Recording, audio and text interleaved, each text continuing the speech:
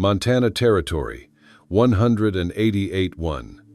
The snow had not yet come, but the wind off the Bitterroot Mountains carried winter in its breath-sharp, certain, and unforgiving. Pearl Whitlo stood alone outside her father's homestead, a bundle of clothes tied inside an old quilt at her feet. Beneath one arm, she held her mother's worn Bible. She did not cry when they told her to leave. Not when her brothers turned their eyes away. Not even when her father looked at her one last time and said, "A woman who cannot give her husband children is no daughter of mine." The door had closed behind her without sound. No shouts, no final plea, just the heavy click of wood meeting wood. She did not look back. Pearl walked. She didn't count the steps. She didn't stop to think. There was no place to go back to, and nothing ahead except cold wind and uncertain ground. The sky above her stretched gray and wide, and the earth below had already begun to harden with the changing season. By the second night, her boots were soaked through, and her fingers burned from the cold. She slept beneath trees where she could find them, pulling her coat tight and whispering verses from the Bible, not out of faith, but rhythm something to keep her from counting the minutes. On the third day, Pearl stumbled into the town of Alder Bend. The wind had not let up, and neither had she. Her lips were cracked, her face red from windburn, and her eyes watched everything. In her pocket were 2 coins. She spent them both on a cup of coffee and a dry roll at the saloon. The barkeep, a man with weathered hands and a kind enough face, let her sit near the stove as long as she stayed quiet. She didn't speak. She listened. In the corner of the saloon, 3 men played cards and talked low over their drinks. She wasn't paying attention at first, but then she heard it. "Clint Barrow needs someone to keep house for the children," one said, turning his glass in his hands. "The girl's still little, the boy's older but wild as a colt. Ain't nobody near them now," another man grunted. "Wife died birthing the girl. Lost both her folks last winter, too. That ranch won't make it through another season if he don't get help." Pearl's heart beat hard once against her ribs. She looked up, speaking for the first time in hours. "Who is he?" The barkeep glanced over. "Clint Barrow. Lives west of town, out near the tree line. Good man. Quiet. You kin?" She shook her head. Then she straightened her back and said, "Number, but I can cook. I know how to mend, and I'm not afraid of work." The barkeep studied her a moment. "You looking to be hired?" "I'm looking to be needed." That afternoon, she walked the 5 miles to the Barrow Ranch. Her legs ached, and her fingers were numb again, but she didn't stop. She kept her eyes on the trees ahead, the slow curl of smoke rising from a chimney in the distance. When she reached the gate, the sun was already low in the sky, throwing long shadows across the snow-dusted fields. The house was plain but sturdy, with a porch just wide enough for one to stand under. She knocked. The man who opened the door was tall, broad-shouldered, and looked like someone who hadn't slept right in a long time.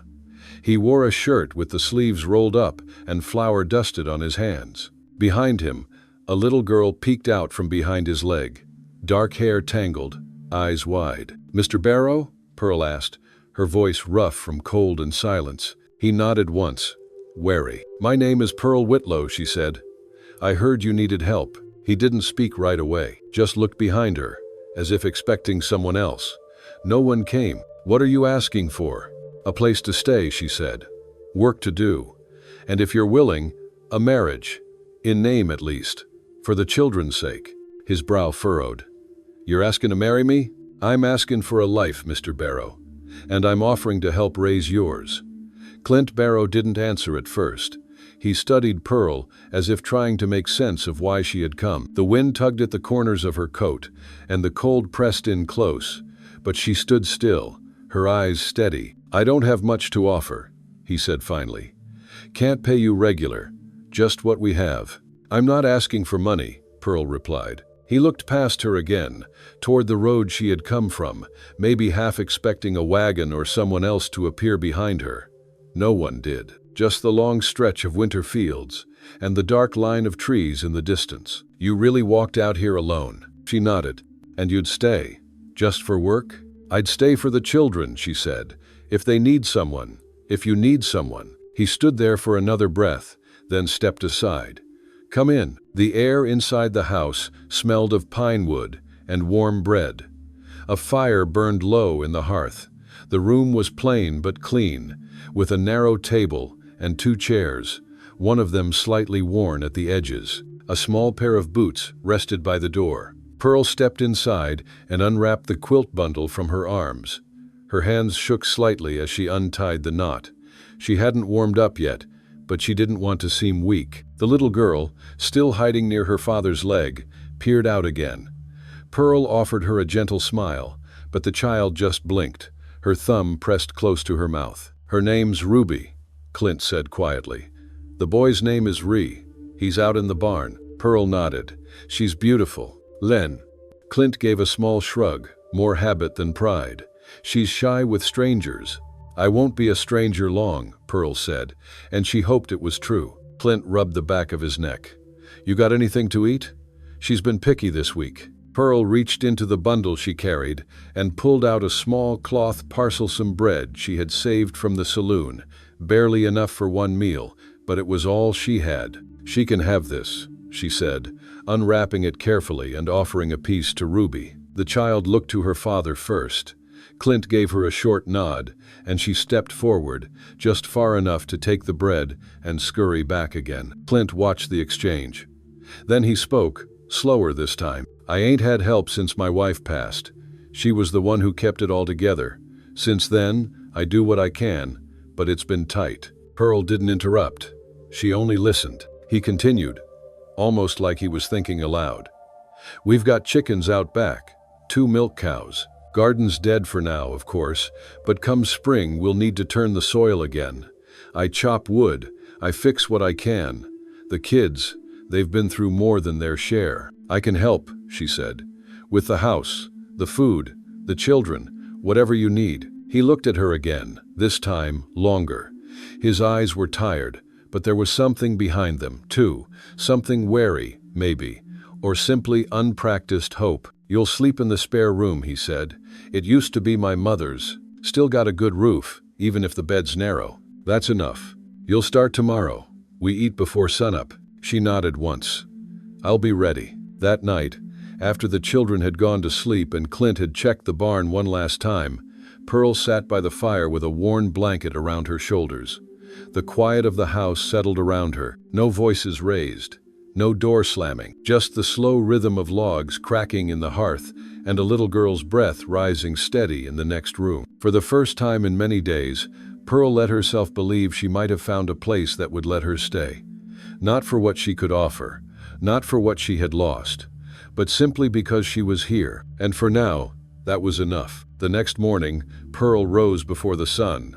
The house was still, the only sound the wind brushing gently against the walls. She lit the stove with practiced hands, fed the fire slowly, and stood close to it, letting the heat reach her fingers.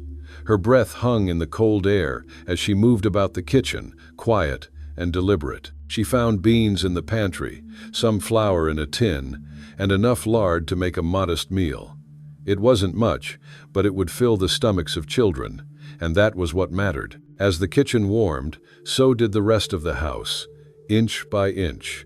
The chill in the corners began to lift. Ruby was the first to appear, bare feet padding across the wooden floor. She clutched a small doll and stood near the doorway, watching Pearl silently. Pearl smiled without turning from the stove. "Good morning." The child didn't respond at first, but then her voice came soft and unsure. "Good morning, Miss Pearl." That single word missettled into the air like something sacred. It was not affection yet, but it was not distance either.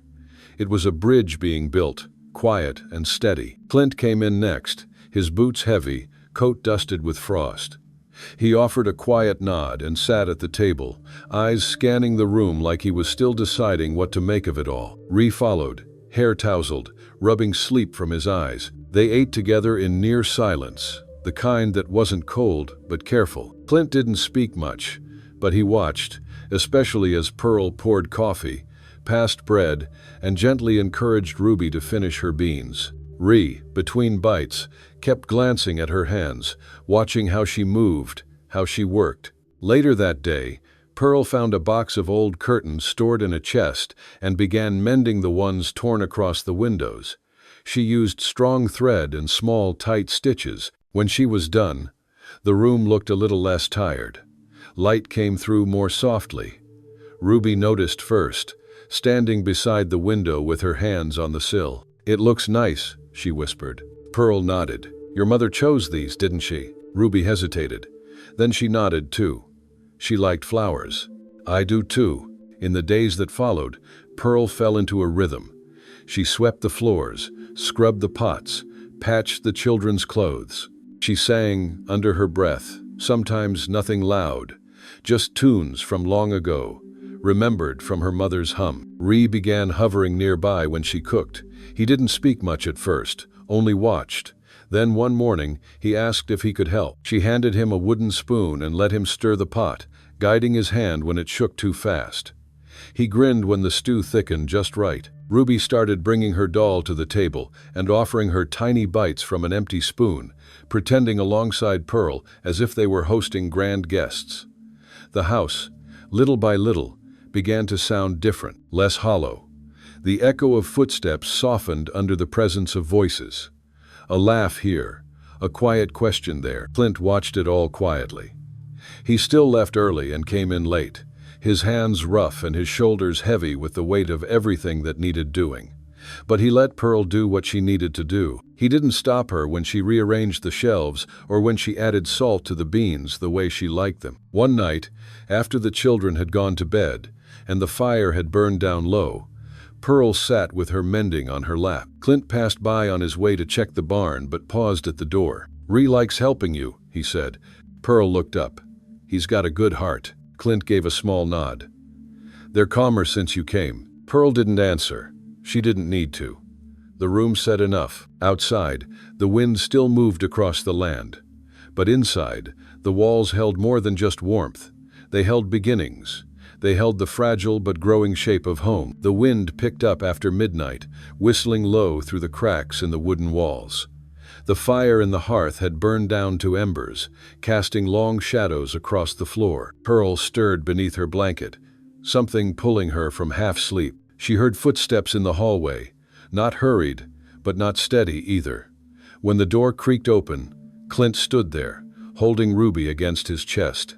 The child was wrapped in a quilt, her face flushed and eyes glazed with fever. Her small hands clung weakly to her father's shirt. "She's burning up," Clint said, voice quiet but strained.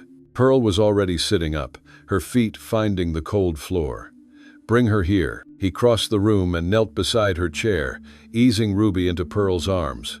The little girl whimpered once, then settled with her cheek against Pearl's collarbone. Her skin was hot to the touch, her breath uneven. "I gave her water," Clint said. "Didn't help much." Pearl didn't answer. She just rocked gently, slow and steady, the way her own mother used to. She dipped a rag in the basin by the hearth and wrung it out with one hand. She pressed it lightly to Ruby's brow and kept her rhythm, not rushing, not speaking. Only the creak of the chair and the crackle of a soft fire filled the room. Clint sat on the floor nearby, elbows on his knees, watching. "She gets sick easy," he said after a long pause. "Always has. Her mother, she used to sing to her when the fever came. I don't remember the words." Pearl looked down at the child in her lap. Ruby's lashes were damp, her small chest rising and falling with effort. "You don't have to remember the words," Pearl said. "You stayed. That's the part that matters." Clint was silent for a while. Then he leaned back, his head against the wooden frame of the wall, his eyes on the fire. "I never thought I'd marry again," he said. Pearl didn't look at him. She adjusted the quilt around Ruby's shoulders, her voice low and even. "I never thought I'd marry at all." Another long silence passed, but it wasn't heavy. It was the kind that makes room, not the kind that weighs down. "You said you can't have children," Clint said. Not as a question, not as judgment, just a quiet truth, spoken plainly. "I can't," Pearl said. "That won't change." He nodded, still watching the fire. "I don't need someone to give them more. I need someone who can hold what's already here." Pearl looked at him then, really looked. His face was worn, lined from weather and grief, but his eyes were clear. "I'm not trying to replace anyone," she said. I'm not their mother. I don't need to be. Clint turned his head toward her. I just want to be someone they can count on, she finished. You already are, he said. The fire popped softly, sending sparks into the chimney. Pearl reached for the kettle and poured warm water into a cup, adding a pinch of dried herbs she had found in the pantry. When she handed it to Clint, their fingers touched for a brief moment. Neither pulled away. Ruby stirred, her body still fevered but not restless anymore. Pearl brushed a strand of hair from the girl's face. Her own shoulders began to relax. Clint set the cup down and remained on the floor, not in a hurry to move. Outside, the wind pressed against the windows, but inside, the light from the hearth danced across their faces. They didn't speak again that night. They didn't need to. There was something in the quiet that held them both, something that felt like understanding, something that felt like the start of trust. The letter arrived one morning just after breakfast. Clint took it from the writer with a quiet nod and stood by the porch as he opened it. Pearl was inside, wiping down the table while Ruby and Ree played quietly near the fire. She noticed his stillness through the window before she heard his steps come back through the door. He held the folded paper in one hand, his brow tight, eyes unreadable. It's from near Mile City, he said. My cousin passed. His wife, too, a few months before. They had 2 boys. Pearl set the cloth down, giving him her full attention. They want to place them somewhere, Clint continued. Said I'm the only kin they got left. There was a pause, but it didn't stretch long. Would you take them? She asked. He looked toward the window where Ruby and Ree were pulling a blanket across the floor, pretending it was a boat. I would, he said, but I'd ask you first. Pearl didn't hesitate. If they need a home, they have one here. 3 weeks later, the boys arrived in the back of a freight wagon, bundled in coats that didn't quite fit. The older one, Eli, was nearly 12. Thin, quiet, eyes too old for his face. He stepped down from the wagon with the stiff posture of someone used to not being welcome. His brother, Sam, was 9, smaller and pale, with a cough that rose up every time the wind touched his lungs. He clung to Eli's sleeve with one hand and kept the other stuffed deep into his coat pocket. Clint helped them both down without speaking. Pearl waited on the porch with 2 clean blankets folded in her arms. She didn't say much either, just offered the blankets, warm biscuits waiting inside, and a fire that hadn't gone out since morning. Eli took the blanket without a word. Sam hesitated at the door, casting one long look at the house before stepping inside. They didn't speak much that first day. Pearl didn't push. She gave them space, pointed them to the loft above the kitchen where it stayed warmer, and made sure there was hot tea on the table at supper time. That night, as the house settled into stillness, Ree showed the new boys where the creek ran behind the barn and how to lift the latch on the gate without making it squeak. Ruby offered Sam one of her carved wooden animals without a word. He took it and didn't let go of it for the rest of the evening. Pearl sat by the fire with her mending, listening to the sounds of the house adjusting. A new rhythm would take time. There would be bumps and silences and days when nothing quite fit, but she knew better than to force it. You couldn't rush a heart that had been carrying too much. Later, when the children were all in bed and Clint returned from the barn, Pearl poured 2 cups of tea and handed him one. They don't say much, he said, looking toward the stairs. They don't need to, she replied. Not yet. Eli's already checking the latch on the barn, twice a night. Sam sleeps with his boots on. They don't know how to rest, Pearl said. Not really. Clint leaned back in his chair. They will. Pearl nodded. If we show them it's allowed. He gave her a quiet look, then set his cup down and reached for her hand. Her fingers met his without pause. They'll come around, he said. They don't have to come around fast, she answered. They just have to know they won't be left again. The fire flickered gently, casting a soft glow across the room. Outside, the wind moved through the trees like a distant memory, and inside, 5 children slept beneath the same roof. Not yet a family by name, but already becoming one by presence, by care, by the choice to stay. The thaw came slowly, like a whisper from the ridge. Water dripped from the eaves in steady rhythm, and the ground softened beneath heavy boots. By early March, the The creek behind the barn had broken its icy shell, and the cattle stirred more freely in the pasture. Pearl stood near the fence with Ruby and Sam, showing them how to spot the early shoots of wild onions pushing up through the damp soil. The girl's sleeves were rolled, her palms streaked with dirt. Sam crouched beside her, quiet and focused, brushing the green tips gently with his fingers as though they might disappear if handled too roughly. Behind them, Clint and Eli worked the plow through stubborn earth, guiding the team with care. Eli held the reins with more confidence now, his voice calm and sure. Clint stayed close but gave him room, only stepping in when the plow caught on buried stone. At the end of each day, Pearl baked cornbread and simmered beans thick with smoked lard and tomatoes from the last harvest. The children helped without being asked. Ruby swept the porch, Sam rinsed tin bowls, Ree chopped kindling, and Eli checked the barn doors twice before nightfall. They moved together with the practiced rhythm of a house that had learned to breathe again. One evening, after supper had been cleared and the children had wandered out to chase the last of the daylight, Clint stayed at the table while Pearl dried the dishes. He spoke quietly, almost like he'd been waiting for the right stillness. "I think we should make it proper," he said. Pearl paused, towel in hand. He looked at her, steady and plain-spoken. "I want to marry you again, not just in the quiet way we agreed to before. I want your name beside mine in the ledger. I want a reverend, witnesses, the children clean and fussing." She didn't answer at once. She let the moment settle like flour on wood. "You sure?" she asked. "I've been sure since the day you stayed," he said.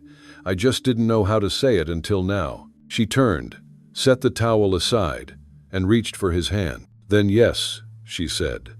"And this time, I'll wear a ribbon in my hair." And they chose a Sunday in late April, when the grass was high and soft underfoot, and the cottonwoods were just beginning to leaf out. They stood beneath the largest tree near the ridge, its branches arching like a shelter overhead. Ree wore his best shirt, one Clint had ironed himself the night before.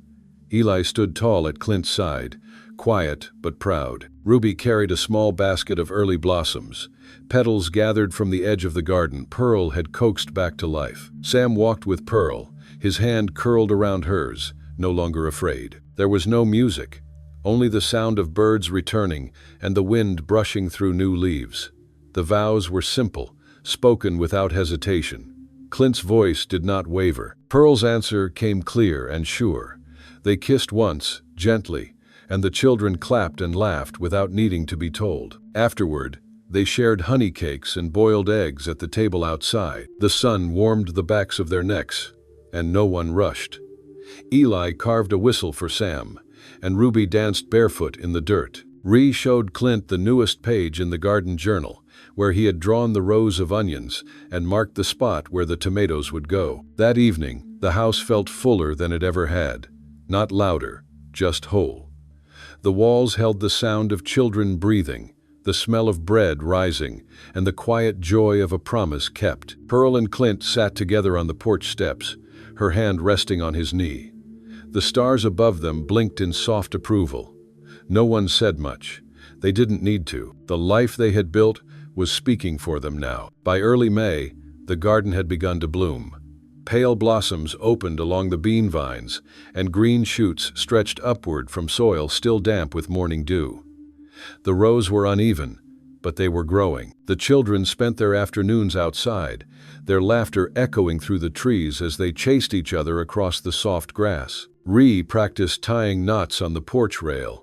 Ruby twirled in circles until she was dizzy, her braids flying behind her. Sam followed a trail of ants with quiet fascination, and Eli leaned against the barn door, carving shapes into a scrap of wood, eyes never far from the others. Pearl sat beside Clint on the porch steps, a cup of tea warming her hands. The sun had started to dip, casting long gold lines across the yard. Beside her, Clint rested his elbows on his knees, his hat pushed back slightly, face relaxed in a way it hadn't been when she first met him. They watched the children without speaking for a while, letting the comfort of routine settle around them like an old coat. Clint broke the silence first. "Do you ever regret it?" he asked. "Leaving where you came from, coming here?" Pearl didn't answer right away. She watched Ruby kneel to help Sam untangle a knotted string. "No," she said softly, "because I was needed, and I stayed." Clint turned his head to look at her. "That's more than most ever get." She nodded, eyes still on the yard. "I didn't think I'd find it this way," she said.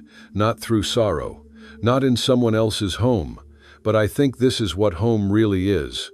A place that keeps its doors open and its fire going." Clint reached over and took her hand, his fingers warm and steady. Inside, the windows glowed with lamplight.